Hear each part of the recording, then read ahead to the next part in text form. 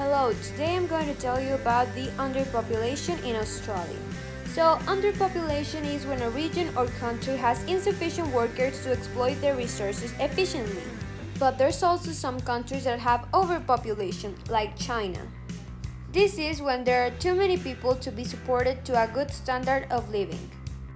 Australia has one of the lowest population densities in the world, of 23 million people, but it has 3 people per square kilometer, compared to Monaco, the most densely populated area in the world, that has 26,150 people per square kilometer.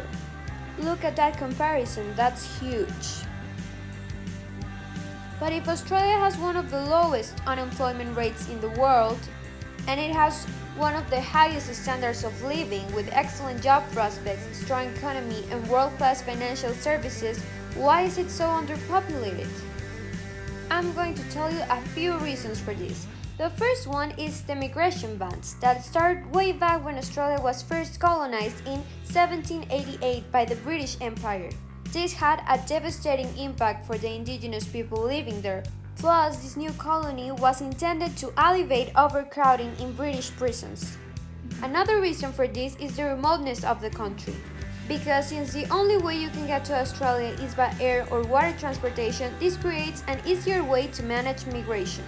So Australia did not get these big migration waves like other countries after the Second World War. This contributed by the White Australia policy that effectively stopped all non-European immigration into the country. On top of that, Australia has been having the lowest birth rates in history. This could be because every year more women join the Australian workforce and aim to achieve higher positions. So they delayed their pregnancy or don't have one. This is alarming because it could be translated to fewer taxpayers in the future. And even migrants are leaving Australia because they say Australians that are born there have better job opportunities and better job positions than migrants. Also, Australia has the 13th highest cost of living in the world, and migrants who come from countries with cheap cost of living may resent this even more than the average Australian or migrant. And even though this country is currently encouraging migration visas and has the 9th highest migrant population in the world, that makes up for 28% of its population, Australia is currently resenting many years of losing immigrants. And this keeps going because Australia every year loses more immigrants than it is gaining them. So Australia needs to increase its population so their economy can continue to not only grow but also flow correctly.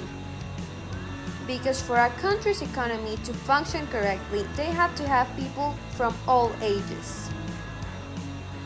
They need people to continue to have children and forming families, but also working age people, so the elderly still survive off of their retirement pension. So those were some of the reasons for the underpopulation in Australia. Hope you enjoyed!